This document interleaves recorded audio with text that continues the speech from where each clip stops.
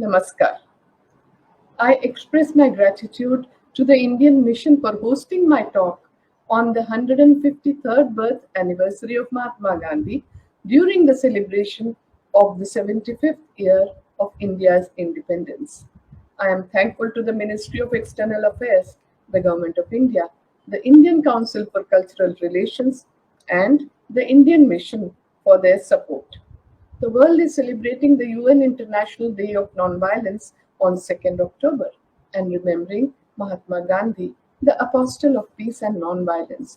We have an opportunity to remind the humanity of the efficacy of the messages and the leadership of Mahatma Gandhi.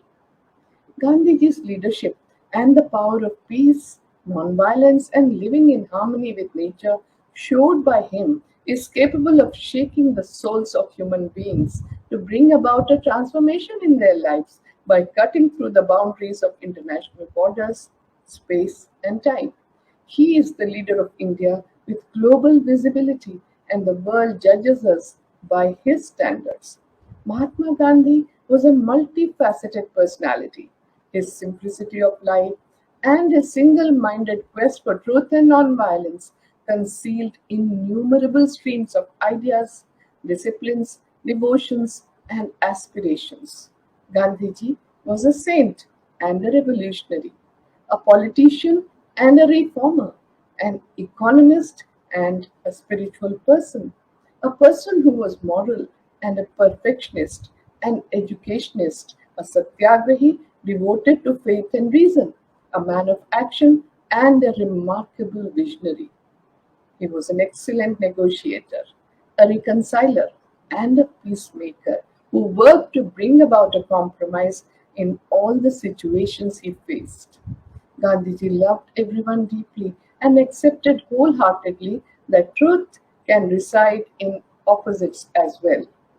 The Indian Nobel laureate poet Rabindranath Tagore had said about Gandhiji that occasionally there appear in the area of politics, maker of history, whose mental height is above the common level of humanity.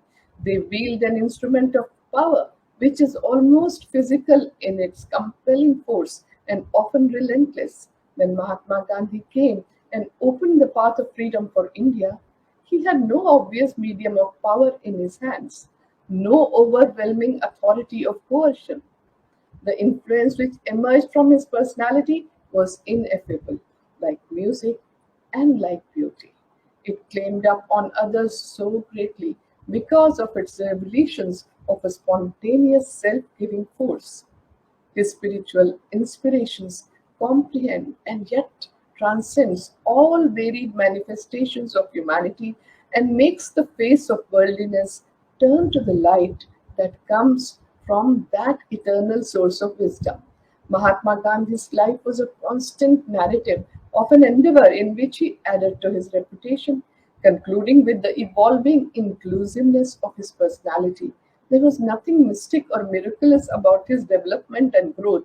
From an ordinary person into a Mahatma, it is open to each one of us to see how he advanced, one step at a time, experimenting with truth and nonviolence and piecing them together in his life, ready to look at truths, understand their implications, face hardest consequences in the pursuit of a cause, suffer any price for a mistake, recover lost ground again, but always progressing, open minded, and fearless.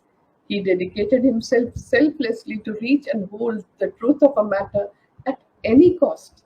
This is the way he grew into a Mahatma. He was an ordinary person who transformed himself up to the most extraordinary heights.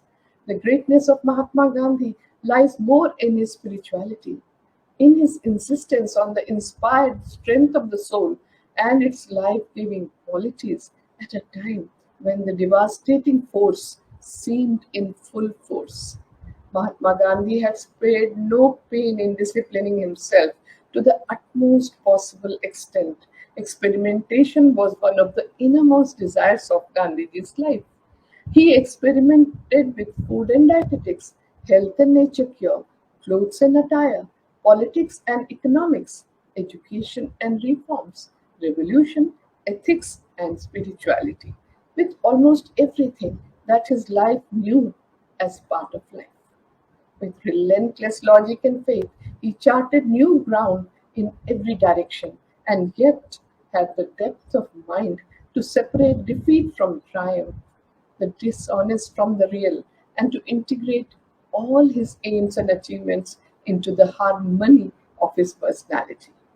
Gandhiji's whole life story is about action to bring about definite transformations. He both succeeded and failed in what he sought to do, but he always moved forward and he never gave up the quest for improvement, both social and spiritual, and both for individuals and for the nation as a whole. Today, Gandhiji is remembered not only as a political leader, but as a moralist who appealed to the universal conscience of humankind. He changed the world, and the impact is seen by the world leaders who were inspired by him and have taken a leaf from Gandhiji's life and work to fashion their initiatives for ensuring peace, justice, and fighting against discrimination. Renowned scientist Dr. Albert Einstein has written about Mahatma Gandhi, and I quote, Gandhi is unique in political history. He has invented an entirely new and human technique for the liberation struggle of an oppressed people and carried it out with the greatest energy and devotion. A leader of his people, unsupported by any outward authority, a man of wisdom and humility who devoted his whole life to uplift his people. He confronted the brutality of Europe with the dignity of a simple human being and has always risen superior. We are fortunate and should be grateful that fate has bestowed upon us so luminous a contemporary, a beacon to the generations to come. Mahatma Gandhi is widely recognized as one of the 20th century's greatest political and spiritual leaders. Few men have ever had as much of an impact on our world as Mahatma Gandhi. He was charismatic, thoughtful, and analytical. Gandhiji was very much a product of his time, yet one of his greatest sources of inspiration was the Bhagavad Gita, the sacred Indian scripture which teaches us to lead a life of selflessness, non attachment, and non possession. And Gandhiji lived according to the central messages of the Bhagavad Gita.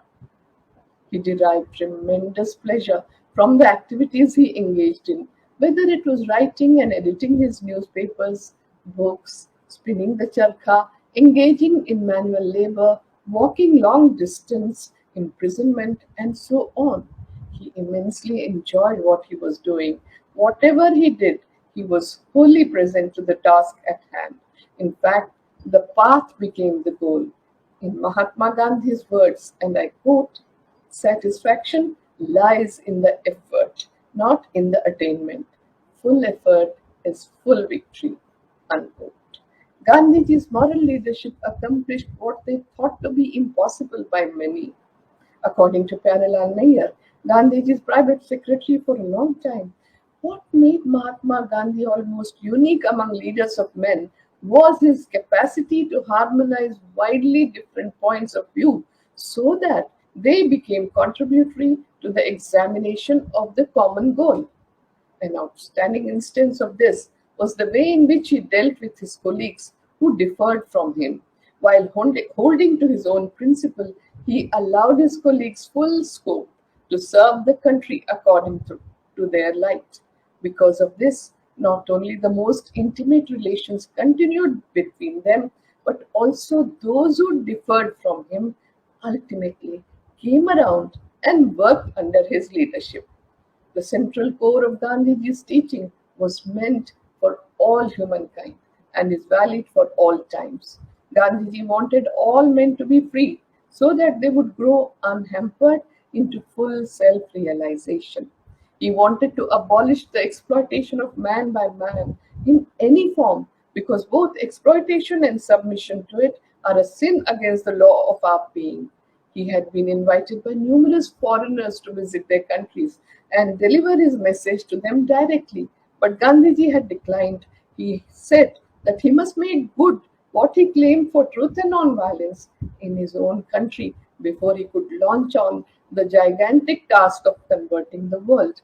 With the attainment of freedom by India by following Gandhiji's method of non-violent resistance or satyagraha, despite all the imperfections in its practice, the condition precedent for taking his message to other countries was, to a certain extent, fulfilled.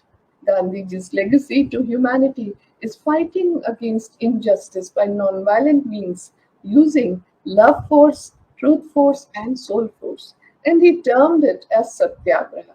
It aimed to change the hearts of the adversaries through self suffering and sacrifice in the non-violent resistance and civil disobedience. According to Mahatma Gandhi, anybody can adopt Satyagraha. Satyagraha has also been considered for resisting any kind of oppression. Gandhiji regarded Satyagraha as a way of life. During the freedom struggle of India, Satyagraha was used as a weapon to challenge the power of the state and to achieve success for the general welfare of the people. Conflicts are bound to arise in human societies as each person, group, or nation can perceive only one's or its own relative truth. We must fight against what we perceive as untruth, injustice, exploitation, and repression. Gandhiji evolved the concept and technique of non-violent civil resistance to all such evils. He gave the name Satyagraha, or holding firmly to truth, to all such non-violent resistance.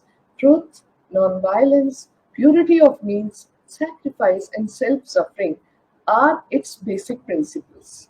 The central concept in Mahatma Gandhi's philosophy of Satyagraha is broadly based on non-violence. Defined most narrowly, it is a technique or tool of non-violent action. A Satyagraha campaign is undertaken only after all other peaceful means have proven ineffective. At its heart is non-violence. An attempt is made to convert, persuade, or win over the opponent. It involves applying the forces of both reason and conscience simultaneously, while holding aloft the indisputable truth of his or her position. The Satyagrahi, or the one who practices Satyagraha, also engages in acts of voluntary self suffering. Any violence inflicted by the opponent is accepted without retaliation.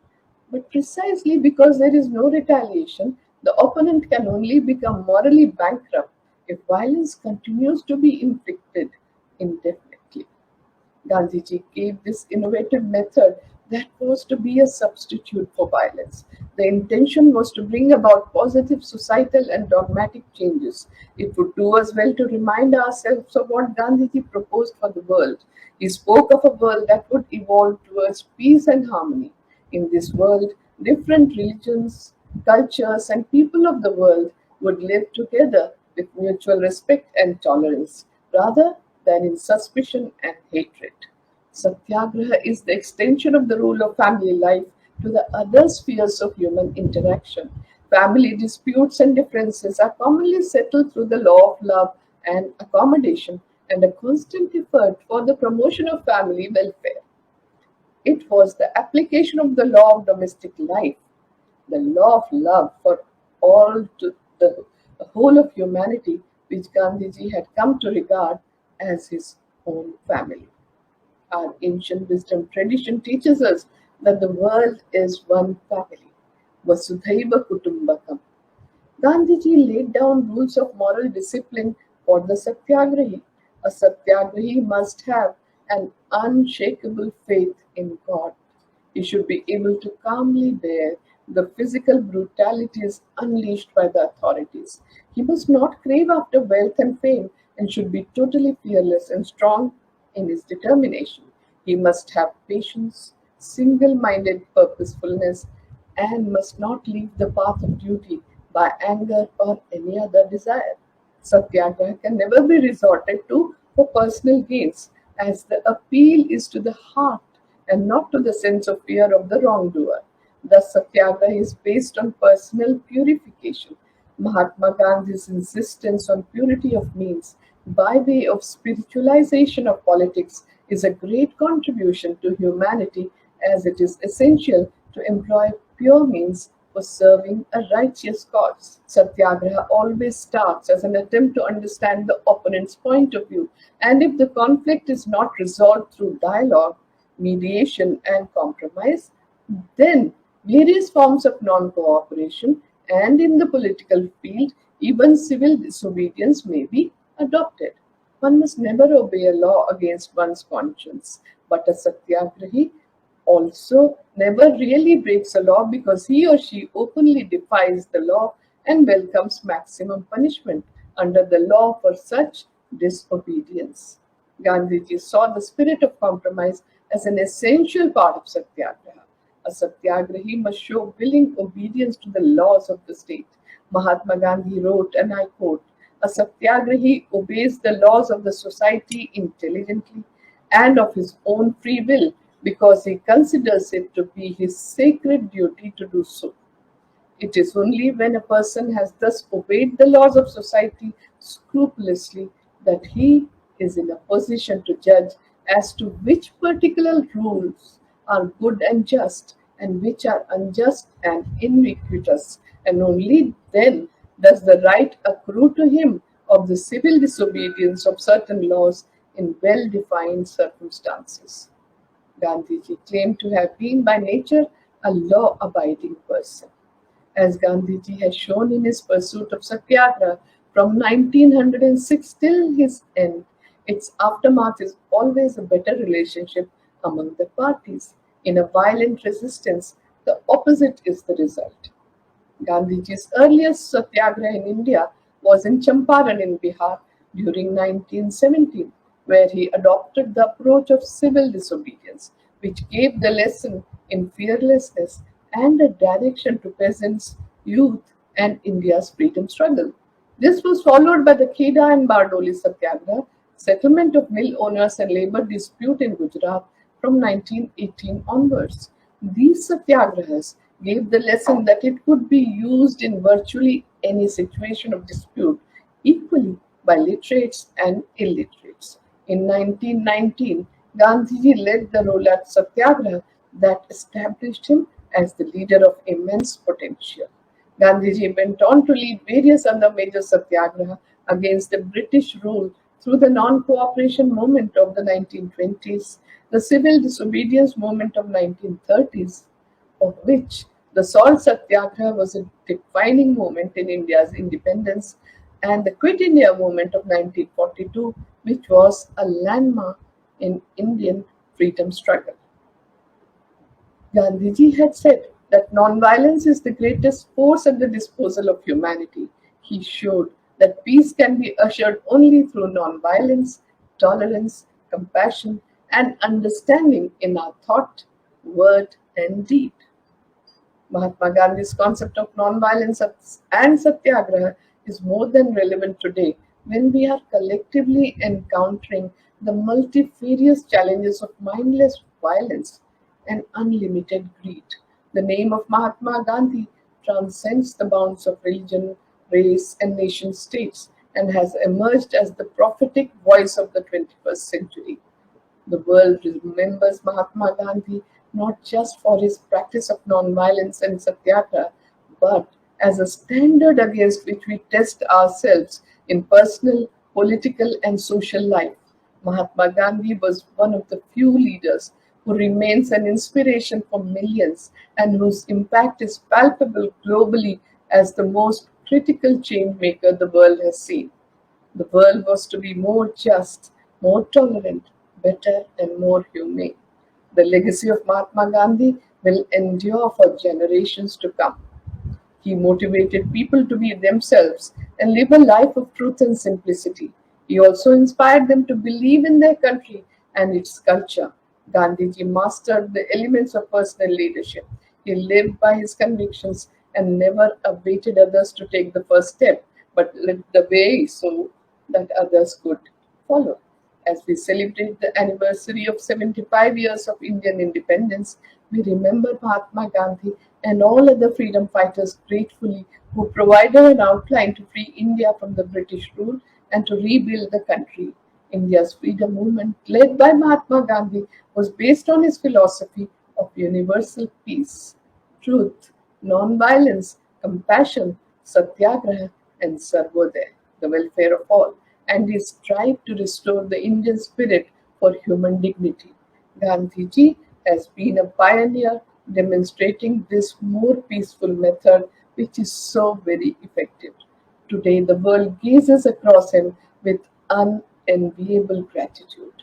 With resilience and resolve, Gandhiji carried forward the torch of our great nation's guiding philosophy, which has been the underlying message of the Rigvedic verses, and I quote, Ekam Sat Vipraha Baudha Vadanti, meaning truth is one, but the learned call it by many names. Gandhian humanism and its practical application are the way forward in the world. His noble spirit and warm, humane kindness have endeared him to all humanitarians throughout the world. I express my thanks to the Indian Mission for hosting today's talk as part of India at 75 celebration. My special thanks are to the Indian Council for Cultural Relations for facilitating this event. I am grateful to all of you who have joined today. I will end with the peace benediction in Sanskrit for the universal welfare. सर्वेषां स्वस्तिर्भवतु सर्वेषां शान्तिर्भवतु सर्वेषां पूर्णं भवतु सर्वेषां मङ्गलं भवतु ॐ शान्ति शान्ति शान्तिः. May all be endowed with prosperity. May all be blessed with peace. May all be blessed with perfection. May all be blessed with bliss. Om. Peace, peace, peace. Namaskar.